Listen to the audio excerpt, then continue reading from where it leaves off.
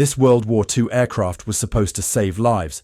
Instead, it killed more of its own pilots than enemy fire, and when commanders finally realized the truth, they buried it. Young pilots were excited to fly it. It was fast, powerful, and modern for its time. But moments after takeoff, something felt wrong. Engines failed without warning, controls locked in mid-air. Some pilots never even had time to radio for help. Stay with me to the end, and if you want more real World War II stories like this, please like the video, subscribe and support the channel so we can keep bringing you these powerful histories. Crash reports began stacking up. Not from combat, but from routine training flights. Experienced pilots started refusing missions. New recruits whispered the same sentence again and again. This plane wants to kill you. Some military leaders now faced a nightmare. Admitting the problem would mean grounding the aircraft and losing precious time they didn't have. So accidents were reclassified. Maintenance crews were blamed. Pilots were told they simply lacked discipline. Then came one final crash that changed everything. A pilot survived, and what he reported could no longer be ignored. The truth was finally exposed, and the aircraft quietly disappeared from the skies.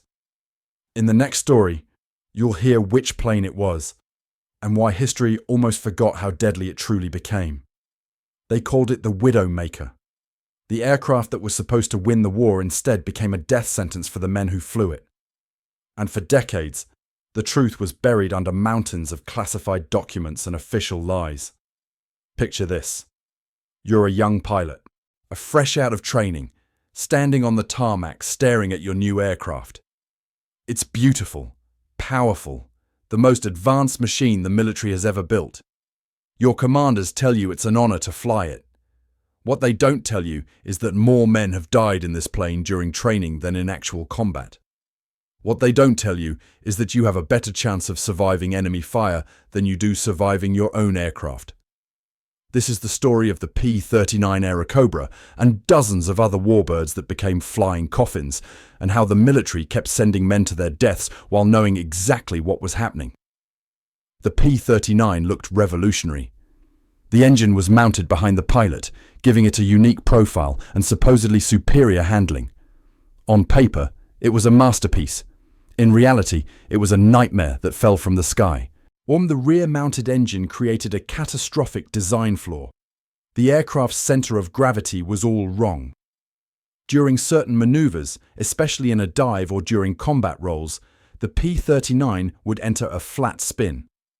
And here's the terrifying part.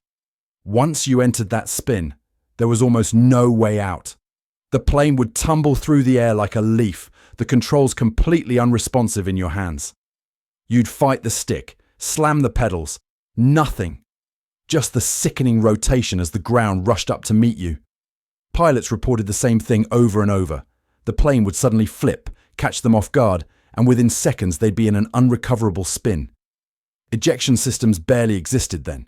Your only hope was to somehow force open the side door against massive G-forces, unbuckle while being thrown around the cockpit, and jump. Most men never made it out.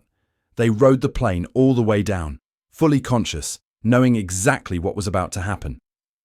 But here's where it gets darker. The military knew. Flight test reports documented the spin problem early on. Pilots died during testing, engineers raised red flags, and the aircraft kept rolling off production lines. Thousands of them. Young men kept being assigned to fly them, kept dying in training accidents that were labelled pilot error.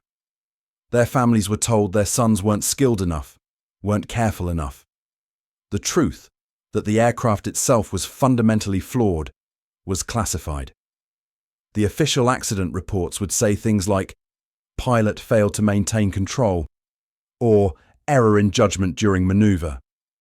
What they didn't say was that the manoeuvre was part of standard combat training.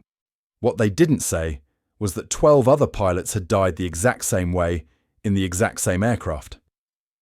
The patterns were obvious to anyone looking, but no one with power was looking, or if they were, they weren't talking. Some pilots figured it out. Word spread in whispers between squadrons, certain maneuvers to avoid, maximum speeds you shouldn't exceed. Unofficial survival guides passed from veteran to rookie. But the official training manuals? They said nothing. The command structure? Silent. Men were literally dying to protect secrets that weren't about national security, but about reputation, about contracts, about money and pride. And it wasn't just the P-39. The F-104 starfighter earned the nickname Widowmaker for similar reasons decades later. Over 30% of the German Luftwaffe's F-104 fleet crashed. Pilots ejected so often that dark jokes spread through the squadrons. How do you get an F-104? Buy a piece of land in Germany and wait. The ejection seats themselves were deadly. The downward firing system meant that if you were too low, you'd be shot into the ground instead of to safety. More pilots died from ejection than were saved by it. The military's response? Deny, deflect, blame the pilots.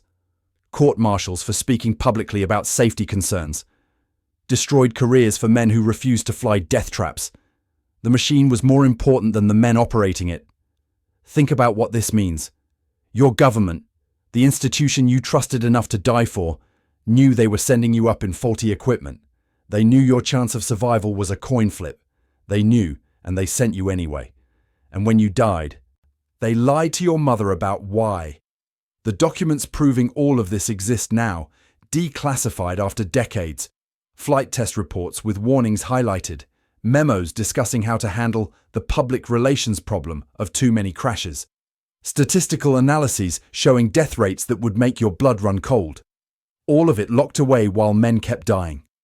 So the next time you see a vintage warbird at an airshow, gleaming and beautiful, remember this. Some of those aircraft killed more of our own people than they ever did the enemy. And somewhere in a filing cabinet, there's probably still a document marked classified, explaining exactly why, signed by someone who knew and didn't care enough to stop it. The truth was always there. They just made sure you couldn't see it until it was too late to matter.